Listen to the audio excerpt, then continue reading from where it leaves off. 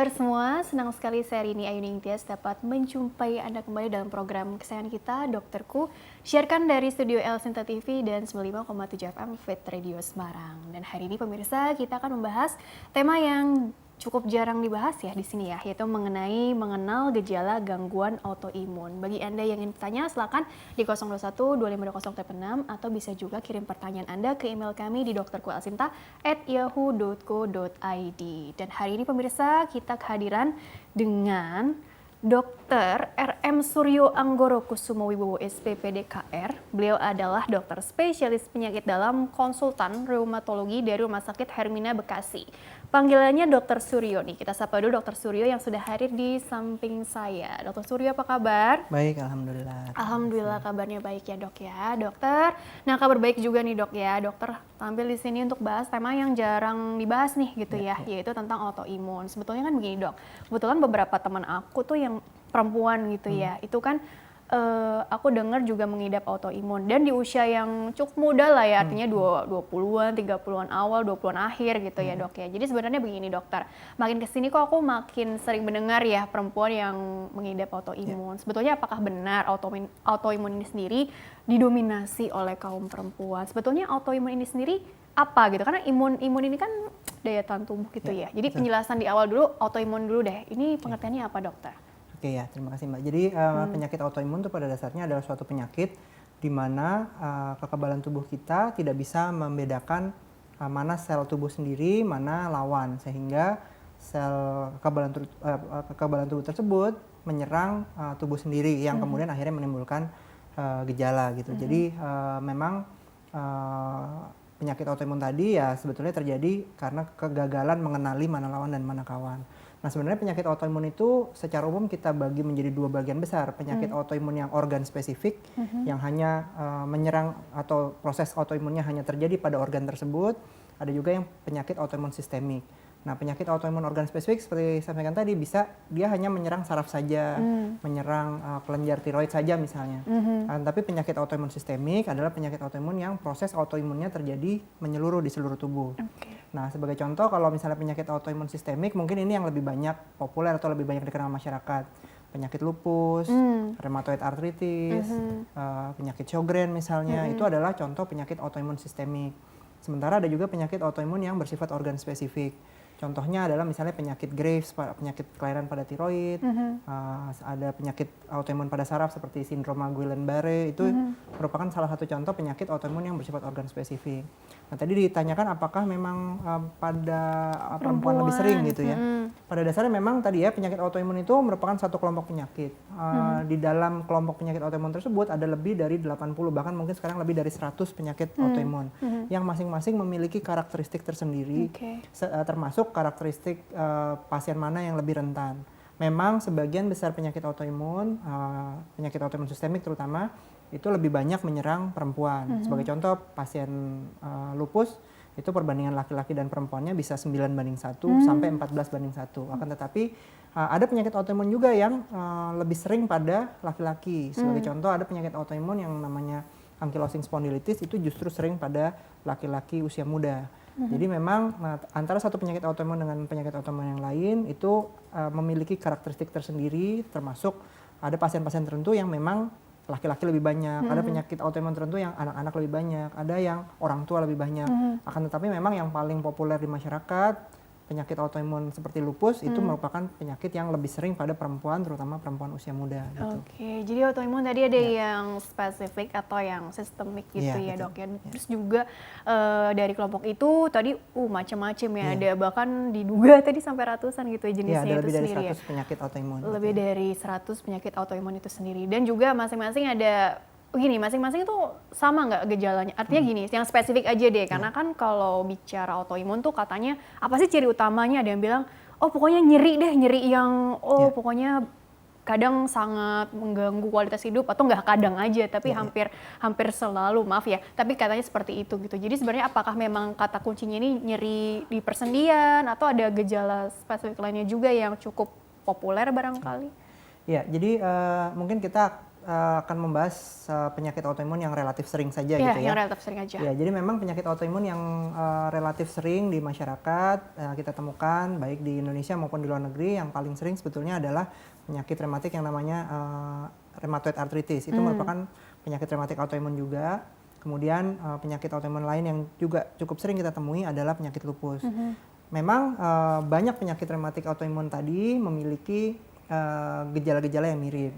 Memang salah satu gejala yang cukup sering atau paling sering ditemui adalah keluhan pada sendi. Nah, keluhan pada sendi pada penyakit autoimun ini umumnya justru lebih dirasakan sesudah dia beristirahat. Jadi kalau baru bangun tidur badan sakit semua, nanti setelah dipakai beraktivitas justru keluhannya akan membaik. Itu merupakan salah satu gejala penyakit autoimun yang sering seperti rheumatoid arthritis maupun lupus. Kemudian selain itu juga pada pasien dengan penyakit autoimun sering dijumpai ada demam atau rasa meriang begitu ya.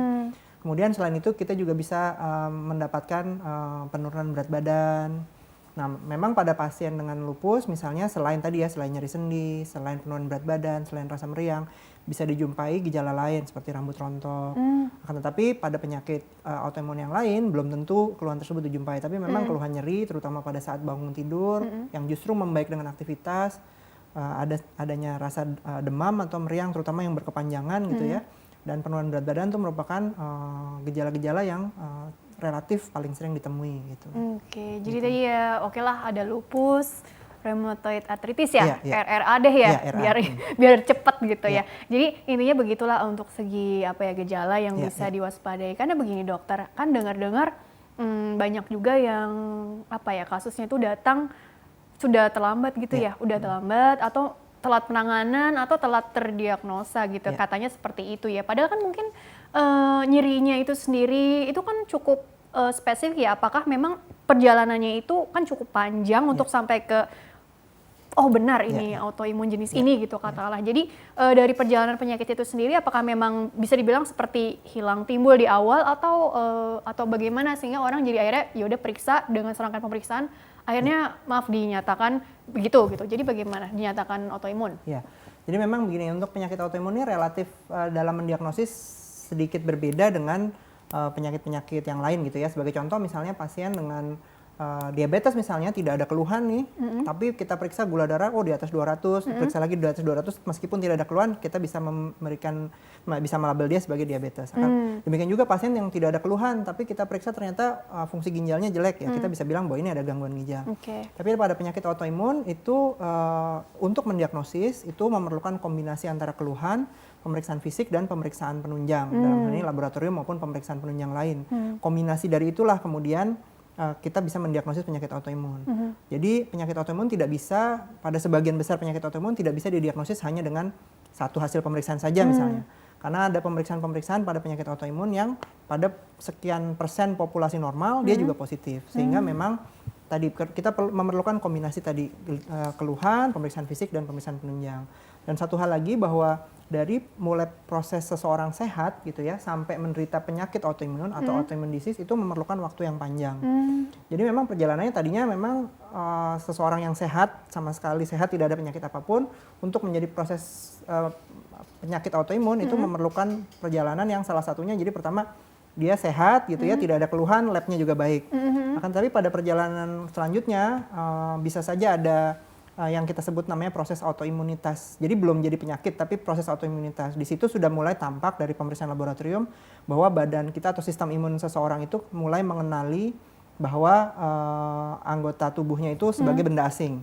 Itu dideteksi dari pemeriksaan autoantibody namanya. Tapi pada saat itu pasiennya belum tentu ada keluhan apa-apa. Nah, sebagian besar pasien berhenti, sebagian besar orang mungkin prosesnya berhenti di situ. Autoimunitas saja. Jadi kalau diperiksa labnya positif tapi tidak ada keluhan.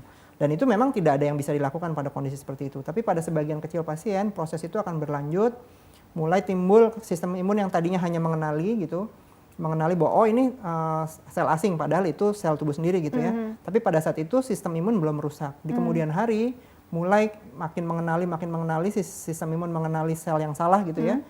Kemudian dia mulai menyerang menyerang sel sendiri. Nah, pada saat itulah mulai timbul keluhan, mulai timbul gejala, dan pada saat itulah kita bisa bilang pada saat itu sudah masuk ke autoimmune disease, sudah timbul penyakit.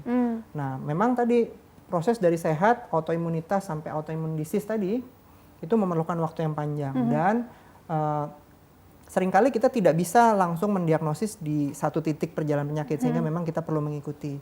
Ada penelitian menunjukkan bahwa hanya sekitar 40% pasien yang ketika datang pertama gejalanya sudah lengkap sehingga kita bisa langsung diagnosis penyakit autoimun tertentu.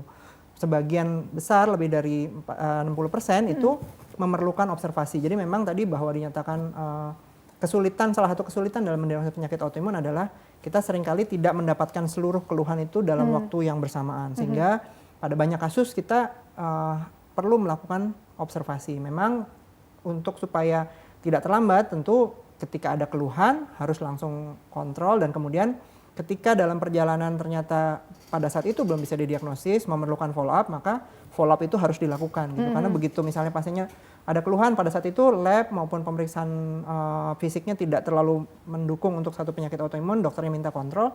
Tapi kalau kemudian menghilang, nggak ketemu-ketemu lagi ya akan sulit untuk melakukan observasi gitu. Apa yang memicu kira-kira dok? Artinya gini kan tadi dari perjalanan dari yang awalnya sehat sampai ke tubuhnya ini jadi menganggap zat yang sebenarnya itu yang normal ya. Cuma jadi dianggap asing dan dianggap musuh kan. Artinya memicu itu apa? Karena kan masing-masing orang kan bisa aja di usia berapa dapatnya gitu ya. Betul. Apakah mungkin lifestyle atau itu memang random aja gitu? Apa itu kan seperti misteri itu dok? Ya memang secara umum penyebab atau mekanisme kejadian penyakit autoimun itu belum 100% kita ketahui gitu ya. Akan tetapi sebagian besar bukti-bukti ilmiah menunjukkan bahwa penyebab penyakit autoimun itu secara umum ada faktor genetik dan faktor dari lingkungan, kombinasi dari kedua hal tersebut. Jadi faktor genetik saja pada sebagian besar kasus itu tidak semata-mata langsung menimbulkan penyakit autoimun, mesti ada pencetus dari lingkungan. Kalau saya analogikan bahwa sistem imun atau sistem kekebalan tubuh kita itu sebagai polisi misalnya, maka ketika polisi itu lulus dari proses pendidikannya gitu ya, sistem imun lolos dari proses pembentukannya, maka si polisi ini sudah memiliki memori atau sudah memiliki pengetahuan bahwa oh yang wajahnya seperti A ini adalah penjahat, tapi yang wajahnya B ini teman lah. Nah, pada pasien-pasien yang secara genetik ada kelainan, maka si polisinya itu bisa dibilang dia taunya semua yang dilihat itu mukanya B gitu. Sehingga mau mukanya seperti apa dianggap penjahat. Ada yang seperti itu. Jadi dianya terlalu aktif, polisinya terlalu aktif. Ada juga pasien yang dia merupakan orang normal gitu ya. Dengan wajah tertentu yang si sistem imun pada awal mengenali oh ini teman. Akan tetapi dalam perjalanan penyakit ada paparan zat kimia misalnya merokok misalnya pasiennya merokok.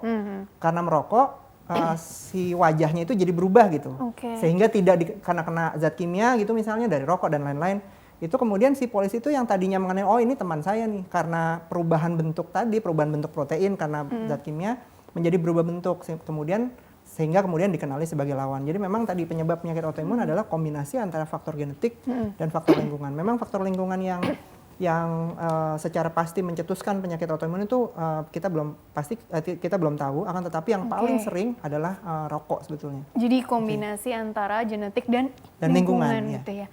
Oke dokter, kita jeda dulu sebentar ya, nanti dilanjutkan kembali di segmen selanjutnya. Dan pemirsa jangan kemana-mana, tetaplah bersama kami akan kembali sesaat lagi.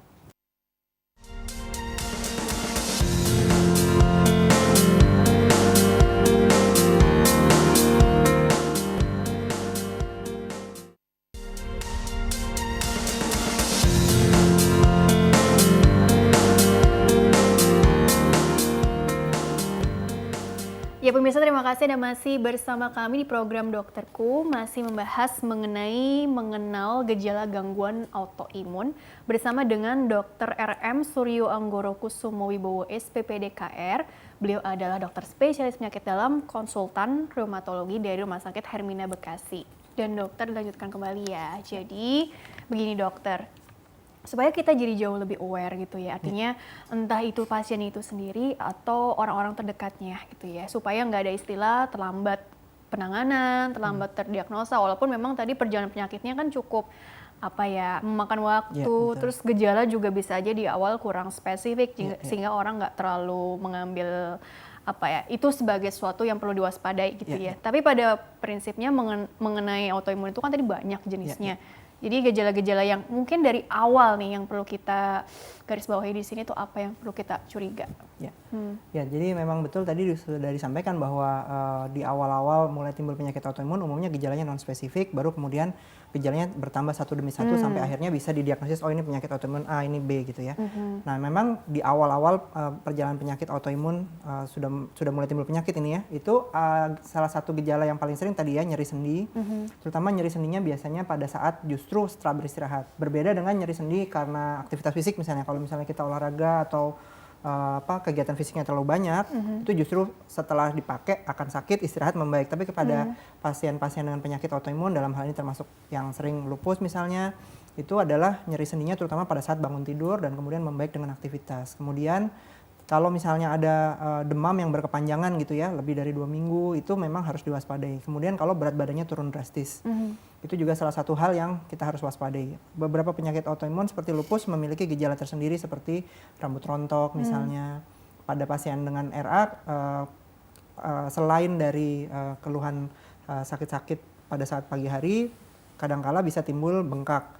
Memang di awal bengkak sendinya itu belum tentu langsung jelas gitu ya, tapi salah satu hal yang sering dikeluhkan pasien misalnya tadinya pakai cincin jadi sempit misalnya, itu merupakan salah satu warning bahwa rasanya ada timbul peradangan, dan itu adalah pada kondisi seperti itu memang sebaiknya berkonsultasi dengan dokter. Peradangan tadi itu istilahnya dokter ya. Ya, kalau misalnya ada peradangan pada sendi, maka sendi akan menjadi bengkak gitu. Seringkali memang kalau sendi kecil yang bengkak seperti tangan, orang tidak menyadari ya ini bengkak atau tidak. Tapi pada pasien-pasien yang misalnya menggunakan cincin misalnya, itu kalau misalnya dia jadi sempit, tadinya longgar biasa mudah dilepas, kemudian menjadi sempit, nah itu menjadi salah satu tanda bahwa ada timbul peradangan pada jari-jarinya gitu. Dan ini kan juga kabar kan bisa dialami oleh usia berapa aja ya. Sebenarnya gini dok, di Indonesia deh gitu ya. Mungkin pasien termuda berapa sih? Aku nggak tahu soalnya kan. Dengan jenis tertentu gitu ya. Terus artinya gini, ini bisa dialami oleh usia muda sekalipun atau bisa aja yang alhamdulillah nih sepanjang hidupnya kualitas hidupnya baik gitu, nggak ada masalah apa-apa. Nggak taunya di usia yang bisa dibilang nih nggak kepikiran gitu ya. Malah dapet gitu ya. Jadi bagaimana itu dok? Ya, mengenai distribusi usia pada pasien penyakit autoimun itu bisa diderita anak-anak, dewasa muda, dan kemudian orang usia lanjut, tergantung jenisnya. Sebagai contoh kita ambil contoh yang paling sering rheumatoid arthritis atau RA, itu sering dialami pada perempuan usia menengah sampai tua. Jadi biasanya dimulai di usia 30 sampai 50 tahun. Usia produktif, menengah lah ya? Menengah sampai tua, itu kalau rheumatoid arthritis. Kalau lupus itu lebih muda lagi biasanya, bahkan di Indonesia cukup banyak kasus lupus pada anak. Mengenai usia termuda tadi, pada anak-anak bahkan pada usia balita pun sudah ada yang gejala autoimunnya tampak. Jadi memang kita bicara penyakit autoimun rentangnya cukup luas gitu ya. Nah, kalau misalnya kita bicara penyakit rematik autoimun yang sering seperti lupus tadi, biasanya perempuan usia dewasa muda sampai ya usia-usia pertengahan gitu ya. Itu yang paling sering gitu. Oke, dan ini juga benar nggak sih istilahnya tuh bukan kan biasa begini kalau penyakit ya, ada bilang nggak bisa disembuhkan gitu ya. Jadi prinsip pengobatan atau maintenance-nya juga tujuannya apa dong gitu untuk mencegah. Artinya gini, kalau kasusnya terlambat biasanya kan ada komplikasi ya. Misalkan nyeri-nyeri sendi atau apa, ada kemungkinan ada perubahan fisik gitu yang perlu diwaspadai juga, sehingga bagaimana itu dokter mengenai timing untuk pengobatannya juga akan sangat menentukan juga atau bagaimana? Ya, memang tadi saya sih mengusulkan bahwa kalau misalnya ada keluhan, memang tentu harus berkonsultasi dengan dokter. Bisa ke dokter umum dulu, kemudian nanti apabila memang dalam perjalanannya kemudian diagnosisnya belum tegak, tentu akan dikonsultasikan ke dokter spesialis. Kalau misalnya kasus tersebut terjadi pada anak, tentu dengan dokter spesialis anak. Kalau pada orang dewasa, tentu dengan dokter spesialis penyakit dalam. Nah, kemudian ketika berkonsultasi dengan dokter, tentu dokter juga akan melakukan pemeriksaan fisik dan melakukan pemeriksaan penunjang. Tapi mungkin satu hal yang saya perlu ingatkan kembali bahwa seringkali kita pada pertemuan pertama belum bisa kita langsung tegakkan oh ini autoimun gitu. Kalau misalnya itu autoimun mana itu juga belum bisa kita tegakkan. Jadi kalau misalnya dalam konsultasi kemudian diperlukan evaluasi atau follow up, maka itu tentu harus dilakukan gitu supaya kita tidak ketinggalan gitu. Pada beberapa kasus saya menemui pada saat awal pasien berobat ke salah satu dokter misalnya, pada saat itu mungkin gejalanya belum jelas, dokternya masih memerlukan waktu untuk menentukan ini ke arah mana. Tapi dalam perjalanannya ketika diminta untuk kembali, pasiennya tidak kembali dan akhirnya gejalanya bertambah satu demi satu sampai berat, baru kembali gitu. Nah, tentu itu kita tidak inginkan gitu. Jadi kita ingin memang oke, ketika waktunya kontrol misalnya perlu evaluasi ulang, yaitu memang mesti mesti dilakukan kembali supaya kita bisa menangkap di awal-awal. Nah, mengenai pengobatan dari penyakit autoimun sendiri, bahwa kita tahu bahwa tadi penyebab penyakit ini adalah sesuatu yang adanya di badan kita sendiri, sistem imun kita sendiri. Sehingga tentu kita tidak bisa menghilangkan 100% hal tersebut. Makanya target dari pengobatan penyakit autoimun bukan sembuh gitu ya, akan tapi suatu kondisi yang kita bilang remisi gitu ya. Jadi remisi itu kalau bahasa saya menjelaskan kepada pasien, remisi itu penyakitnya tidur. Jadi penyakitnya tidak aktif, sehingga pada kondisi penyakitnya tidak aktif tersebut, ya pasien tidak ada keluhan, labnya baik. Akan tetapi apakah kemudian penyakitnya itu hilang 100%? Tidak. Dia sewaktu-waktu bisa kambuh. Saya sering menganalogikan kasus autoimun ini sebagaimana pasien diabetes misalnya. Pasien diabetes itu kalau misalnya makannya diatur, obatnya teratur, itu gulanya normal. Dalam kondisi gula normal, orang tidak bisa membedakan ini diabetes atau orang sehat gitu, karena semuanya normal. Penyakit autoimun pun demikian. Dalam kondisi penyakitnya aktif, ya gejala, kemudian pada pemeriksaan fisik, kita bisa lihat labnya juga banyak yang abnormal. Akan tapi pada kondisi remisi, penyakitnya tidur, tidak ada keluhan, labnya baik. Dan itu yang ingin kita capai dengan pengobatan. Sehingga memang untuk mencapai proses remisi itu sebagian besar pasien memerlukan pengobatan. Dan tadi karena memang ini timbulnya dari badan kita sendiri, sehingga pada sebagian besar kasus diperlukan pengobatan jangka panjang. Jadi gitu remisi ini sendiri bisa selama sekali atau bahkan mungkin, nah kita nggak tahu ya, ini tergantung dari apa juga sih dok, karena kan bisa aja kan masing-masing pasien tadi usianya juga berapa, terus pola hidup kita kan macam-macam, tadi faktor lingkungan kan bisa beda-beda tergantung profesi atau konsumsi apa. Barangkali juga penyakit komorbid gitu akan mempengaruhi juga nggak status medisnya lah, apalagi follow up-nya kan cukup panjang tadi ya. Ya, mengenai remisi, ya pada dasarnya sebagian besar pasien seperti saya sampaikan tadi memerlukan obat untuk mencapai remisi tersebut. Gitu. Nah, bagaimana cara satu pasien bisa remisi, pasien yang lain tidak, itu memang banyak hal yang berpengaruh. Salah satunya adalah faktor genetik tadi ya. Ada faktor genetik tertentu yang membuat kemungkinan atau penyakitnya menjadi lebih sulit dikendalikan. Kemudian tadi di sisi lain juga kalau ada komorbid tentu berpengaruh.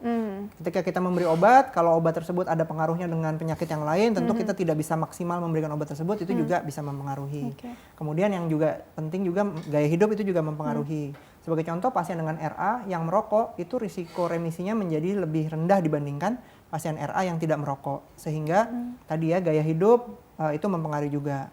Misalnya pasien lupus misalnya yang sudah kondisi remisi, terus dia terpajan sinar matahari langsung, penyakit yang tadinya remisi, tidur, bisa menjadi aktif kembali. Jadi banyak hal yang berpengaruh bagaimana seorang pasien bisa remisi atau tidak. Genetik berpengaruh, lingkungan, gaya hidupnya dia berpengaruh, faktor komorbid juga berpengaruh. Jadi kurang lebih seperti itu ya. Jadi memang banyak faktor yang mempengaruhi bagaimana seorang pasien bisa remisi dan pasien jadi yang trigger tidak. Juga subjektif juga, artinya per individu begitu ya dok? Individual, betul. Nah dok, artinya gini, tadi kan dokter juga sempat memberi contoh gitu ya, misalnya pasiennya udah dinyatakan begini, terus nggak balik lagi gitu ya. Jadi kan kita nggak tahu kalau nanti ternyata gejalanya bertambah, terus dia nggak periksa-periksa juga ya. Tapi kalau misalnya kita kaitkan di tengah pandemi nih gitu kan, mau ke dokter kan jadi sempat tertunda juga gitu ya dok ya. Jadi tantangannya sendiri juga bagaimana sih, dan mungkin juga buat teman-teman yang memang ada autoimun terus kebetulan harus kontrol rutin ke dokter dan masih merasa takut-takut di tengah pandemi ini, juga bagaimana saran-sarannya juga mungkin ya dok ya. Jadi memang kita tahu bahwa di masa pandemi seperti ini kampanye yang dilakukan di berbagai negara adalah kalau tidak perlu tidak usah keluar rumah gitu. Dan saya kira itu tetap berlaku juga untuk pasien-pasien dengan penyakit autoimun. Akan tetapi memang ada suatu kondisi yang membuat pasien autoimun ini memang mau tidak mau harus datang ke rumah sakit. Sebagai contoh tadi, pasien yang belum terdiagnosis misalnya, atau baru awal kita belum bisa memutuskan ke arah mana. Kalau memang sudah waktunya untuk kontrol, ya saya kira memang mau tidak mau harus ke rumah sakit. Apalagi kalau pasien baru, kalau misalnya pada pasien-pasien yang lama mungkin telemedicine atau konsultasi jarak jauh itu bisa dilakukan. Tapi kalau misalnya ini suatu kasus yang baru, saya kira memang harus ketemu langsung. Tentu dengan menerapkan protokol kesehatan yang ketat gitu. Bagaimana dengan pasien autoimun yang sudah rutin berobat? Ya secara umum kalau pasien rutin berobat apalagi sudah remisi, biasanya dokternya bisa melonggarkan sedikit untuk kontrolnya menjadi lebih jarang gitu. Kalau pasien yang sudah remisi ya mungkin kontrolnya sesuai dengan anjuran dokter, bisa 3 bulan sekali, bisa 6 bulan sekali. Akan tapi pasien yang sudah menderita penyakit autoimun tapi penyakitnya masih aktif dan memerlukan evaluasi, memang harus kontrol meskipun tadi dengan menerapkan protokol kesehatan yang ketat. Pada beberapa institusi kesehatan, telekonsultasi bisa dilakukan, itu pada sebagian pasien bisa membantu untuk follow up, akan tetapi memang kalau kasus-kasus yang memerlukan observasi langsung ya dengan menerapkan protokol kesehatan tetap harus datang ke rumah sakit. Gitu. Mungkin telemedicine ini di awal aja kali ya untuk melihat kira-kira perlu nggak nih tatap muka langsung dengan dokternya atau mungkin bisa di rumah aja gitu ya dok ya untuk sementara ini gitu ya. Ya sebenarnya kalau untuk telemedicine itu justru lebih penting untuk pasien yang sudah rutin gitu ya. Kalau baru pertama tentu akan sulit sekali karena harus dilakukan pemeriksaan langsung. Perencanaan juga ke depannya gimana treatmentnya gitu ya. Tapi obat ini sendiri berarti perlu istilahnya nih dikonsumsi setiap hari atau tergantung juga dari tingkat kekambuhannya. Kan kita nggak tahu nih dok yang nggak bersentuhan langsung gitu. Jadi kan mungkin kalau yang keluarga pasien itu kan yang setiap hari kan mengamati ya. Tapi kalau untuk orang awam supaya jadi jauh lebih paham itu untuk treatmentnya sendiri, obatnya sendiri fungsinya untuk mengurangi gejala aja atau bagaimana nih? Jadi pengobatan pada penyakit autoimun tuh secara umum tadi obat-obat untuk autoimun targetnya adalah untuk mencapai remisi. Nah, ketika sudah remisi maka obat-obat tersebut umumnya dipertahankan dan seringkali memang diminum jangka panjang.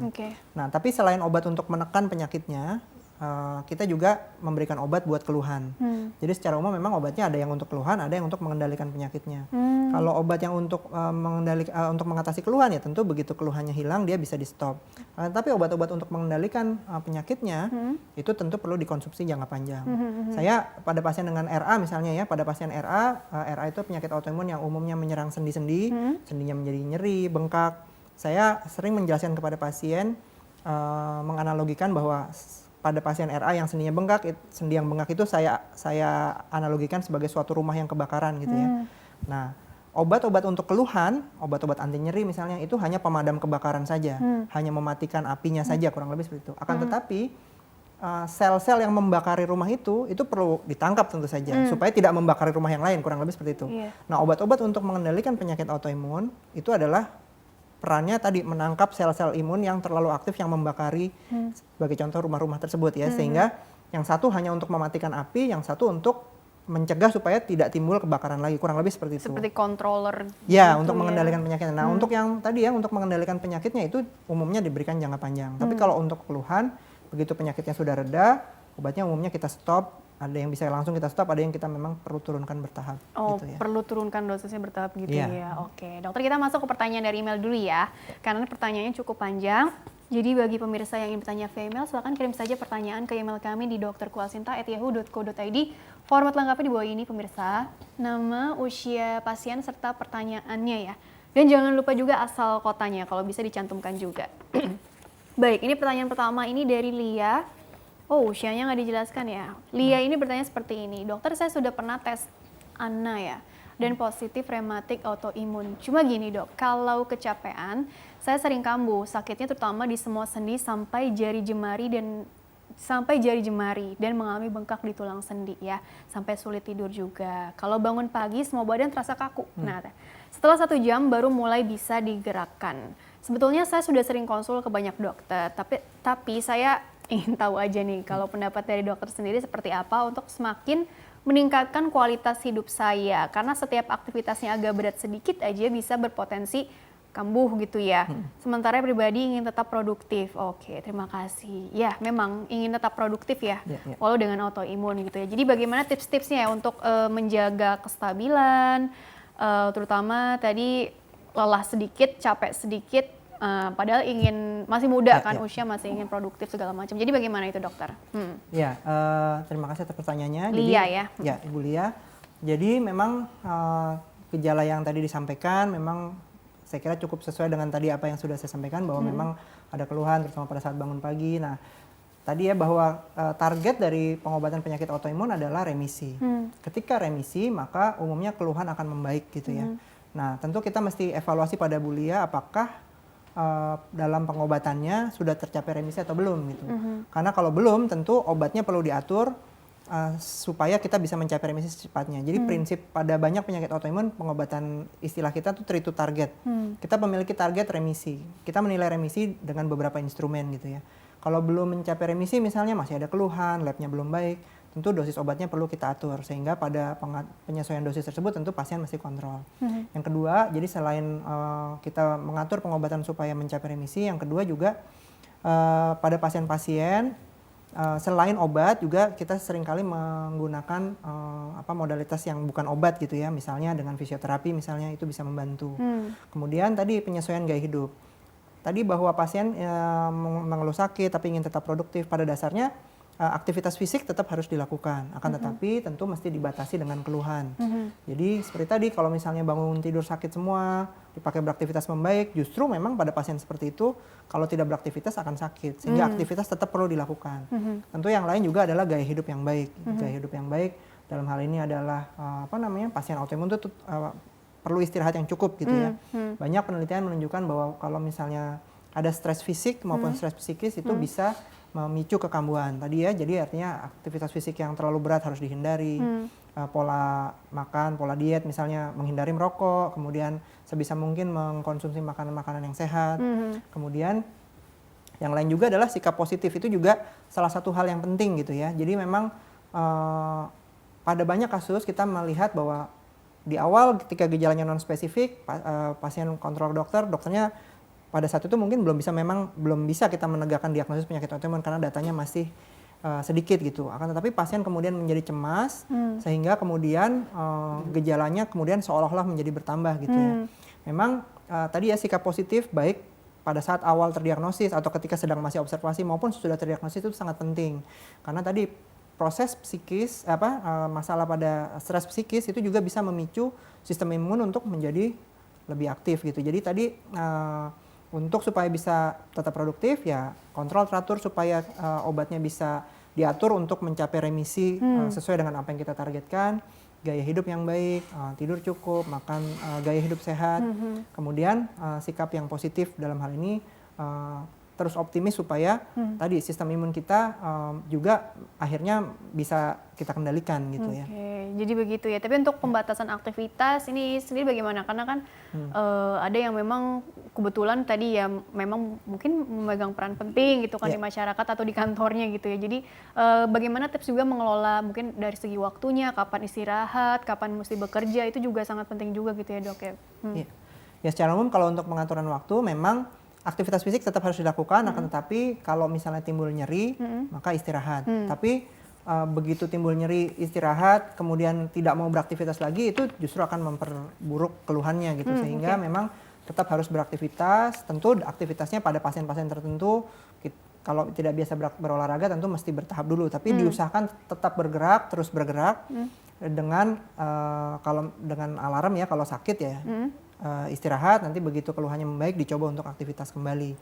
Kemudian tidurnya juga harus cukup gitu ya. Kalau olahraga secara umum bagaimana dok kalau untuk autoimun yang aman, yang dianjurkan ya sebenarnya simpel aja seperti apa jalan kaki atau justru yang sebaiknya enggak deh karena takutnya resiko jadi makin nyeri atau apa kan kita nggak tahu nih. Ya memang untuk edukasi olahraga pada pasien penyakit autoimun sebenarnya sangat tergantung dari jenis penyakit autoimun dan keluhan atau sistem organ apa yang diserang gitu ya. Lokasinya lah ya. Iya betul. Jadi memang antara satu pasien dengan pasien lain bisa saja berbeda. Akan tapi mungkin poin yang harus diingat adalah diusahakan sebisa mungkin untuk tetap aktif bagaimanapun caranya. Ada pasien yang bisa olahraga jogging misalnya bisa jalan ya itu silakan dilakukan. Tapi ada pasien-pasien tertentu yang lututnya sakit atau pergelangan kakinya atau jari-jari kakinya sakit untuk berjalan ya kita bisa yang lain misalnya dengan berenang atau dengan bersepeda misalnya atau ada pasien-pasien tertentu yang ya istilahnya olahraga isometrik jadi yang hanya dengan posisi duduk dan itu ada latihan-latihan yang bisa dilakukan. Oke, begitu ya kurang lebih ya Lia ya. Baik, pertanyaan selanjutnya ya ini dari Ayu 29 tahun Jakarta. Dok mau tanya ya, kebetulan teman saya perempuan usia 29 tahun, sudah 2-3 tahun belakangan ini sering merasa nggak fit dengan berbagai keluhan setelah tahun belakangan ini. Baru ketahuan nih dok, kalau dia itu terkena autoimun. Nah dulu dia masih bisa konsumsi dairy food, tapi sekarang misalnya minum susu sapi gitu langsung memicu kekambuhannya. Jadi hanya jenis susu tertentu saja yang bisa diterima dia. Yang ingin saya tanyakan, mengapa reaksinya bisa demikian atau baru muncul saat belakangan ini? Apakah karena pertambahan usia? Sebelumnya dulu konsumsi dairy food konsumsi dairy food tersebut tidak ada keluhan. Jadi mohon penjelasan dokter. Ya, ini mengenai pengaruh makanan pada penyakit autoimun. Memang secara umum tidak ada patokan khusus gitu ya, diet yang harus atau tidak boleh pada pasien dengan penyakit autoimun. Jadi ada penyakit autoimun tertentu yang memang secara spesifik harus memantang diet tertentu. Tapi tidak semua penyakit autoimun seperti itu. Jadi kita juga harus artinya kita mesti lihat dari dari bukti ilmiahnya gitu ya, bahwa tidak semua diet itu sama pada pasien penyakit autoimun. Ada penyakit autoimun yang memang strict tidak boleh makan makanan tertentu, tapi pada penyakit autoimun lain ya bebas-bebas saja gitu ya. Mengenai pertanyaan bagaimana tadi ya awalnya bisa minum susu segala jenis kemudian normal menjadi aja gitu ya. Kemudian menjadi bertambah. Ya memang seperti saya sampaikan tadi, tentu kita mesti tahu dulu jenis penyakit autoimunnya apa ya. Tapi memang tadi ya seiring dengan perjalanan penyakit, sistem imun kita tuh bisa tadinya yang dia kenali sebagai musuh hanya satu sel saja gitu ya. Tapi dalam perjalanannya apabila penyakitnya tidak dikendalikan, maka si sel imun itu, si sel kekebalan tubuh kita itu menjadi sangat aktif sehingga yang dikenali sebagai lawan menjadi semakin banyak gitu. Polisinya nganggap itu semua buronan gitu ya. Iya, tadinya yang dianggap buronan hanya yang mukanya seperti ini gitu. Tapi lama-kelamaan polisinya menjadi semakin sensitif gitu ya. Semua yang dia lihat jadi penjahat semua. Terlalu aktif gitu. Memang untuk bisa mengendalikan itu salah satunya dengan obat-obatan supaya dia menjadi tidak terlalu aktif lagi gitu ya. Jadi saya kira tadi bahwa sekarang menjadi hanya bisa konsumsi makanan tertentu saja, mungkin perlu diskusikan kembali dengan dokter yang merawat bagaimana kendali penyakit autoimunnya.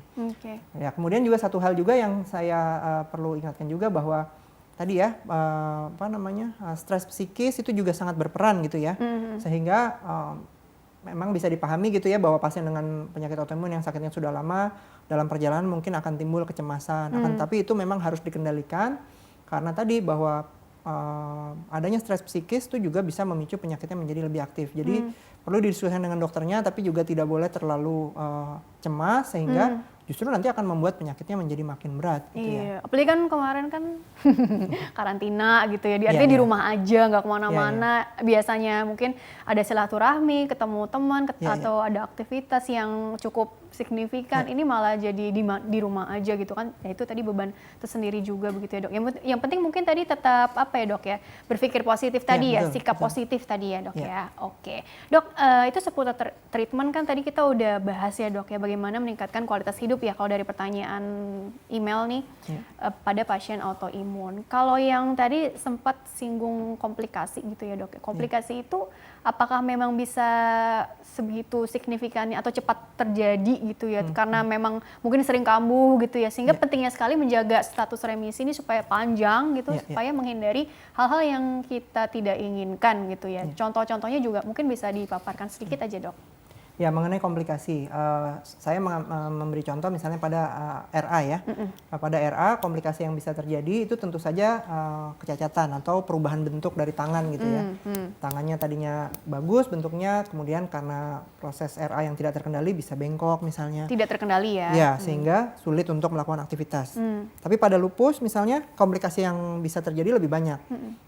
Lupus bisa menyerang berbagai sistem organ. Salah satu yang paling kita khawatirkan, yang paling betul-betul kita cegah adalah kalau lupusnya menyerang ginjal. Karena kalau lupus menyerang ginjal tidak dikendalikan, maka komplikasinya tentu adalah gagal ginjal tahap akhir yang memerlukan terapi pengganti ginjal seperti cuci darah atau transplantasi gitu. Jadi memang komplikasinya sebetulnya tergantung dari penyakitnya, tetapi pada sebagian besar penyakit autoimun, komplikasi bisa terjadi adalah kecacatan, perubahan bentuk dari sendi. Kemudian pada penyakit autoimun yang menyerang organ tertentu, tentu organnya bisa terganggu, misalnya menyerang ginjal ya bisa terjadi penyakit ginjal tahap akhir. Misalnya lupus yang menyerang saraf tentu bisa timbul kelumpuhan misalnya gitu.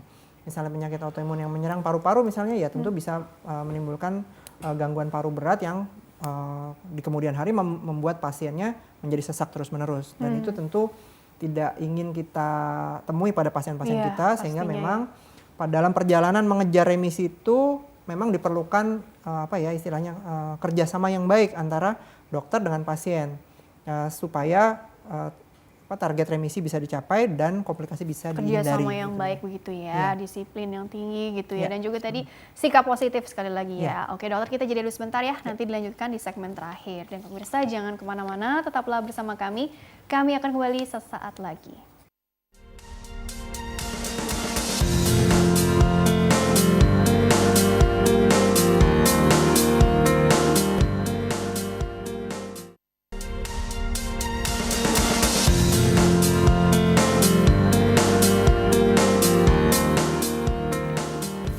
Ya pemirsa, terima kasih Anda masih bersama kami di program Dokterku, masih bersama dengan Dr. RM Suryo Anggoro Kusumo Wibowo SPP DKR, dokter spesialis penyakit dalam, konsultan reumatologi dari Rumah Sakit Hermina Bekasi, masih membahas mengenal gejala gangguan autoimun ya.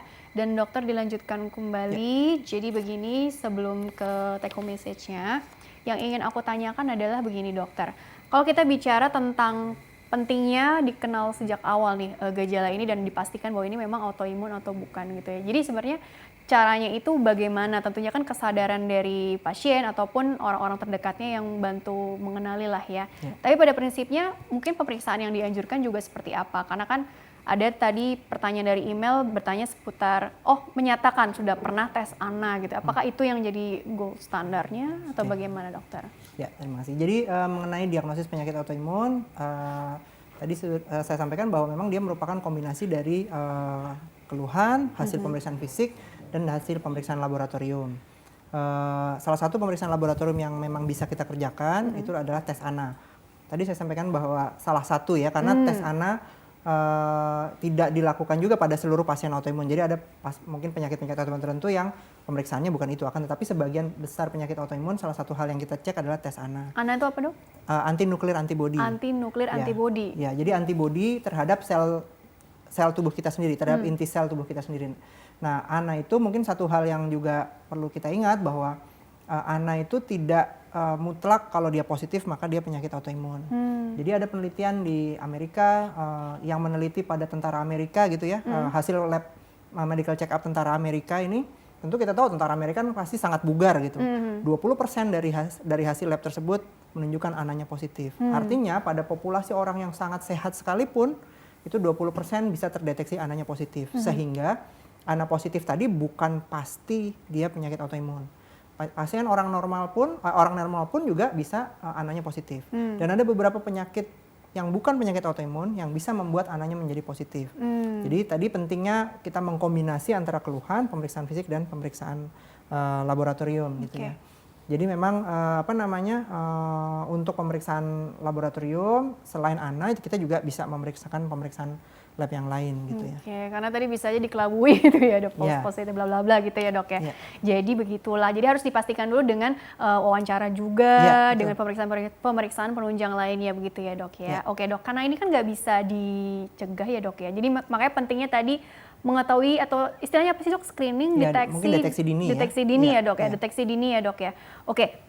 Kalau sudah deteksi dini, kemudian sudah dinyatakan memang benar autoimun dan jenisnya apa, terus tadi targetnya remisi, terus kemudian biasanya bekal yang diberikan itu apa sih? Informasinya pasti lebih ke peningkatan kualitas hidup, kenali faktor resiko masing-masing gitu ya. Atau mungkin ada tambahan lagi nggak sih dok yang bisa dokter sampaikan? Kan mengingat ini juga kan barangkali di tengah pandemi ini ada yang baru aja mengalami keluhan-keluhan seperti itu, atau sebenarnya udah lama cuma belum memeriksakan, belum memastikan gitu ya dok ya, supaya nggak ada istilahnya terlambat penanganan lah karena pandemi, dan kita nggak tahu juga kan sampai kapan COVID ini ada gitu ya, siapa tahu masih panjang gitu ya. Jadi kurang lebih seperti apa sarannya juga dok? Ya, saran untuk pasien-pasien yang sedang dalam proses diagnostik atau maupun yang sudah terdiagnosis, yang pertama tentu perlu kerjasama dan komunikasi yang baik antara pasien dengan dokternya. Semua keluhan, semua kekhawatiran atau semua pertanyaan bisa didiskusikan dengan dokter yang merawat, bagaimana cara menyikapinya atau apa yang mau dikerjakan untuk keluhan-keluhan tersebut. Jadi memang sangat penting untuk kerjasama antara pasien dengan dokternya. Kemudian yang kedua juga yang kita harus ingatkan kepada pasien bahwa tentu ada beberapa hal yang selain obat yang kita ingin supaya pasiennya itu bisa melakukan gitu ya. Dalam hal ini gaya hidup yang baik dan sikap positif itu sangat penting untuk menunjang kerjasama tersebut dan juga sangat penting untuk mengendalikan penyakitnya. Kemudian untuk mencegah supaya tidak ada keterlambatan, tentu memang ketika ada keluhan memang harus dikonsultasikan baik dengan dokter umum dulu maupun apabila sudah berobat ke dokter spesialis dengan dokter spesialisnya.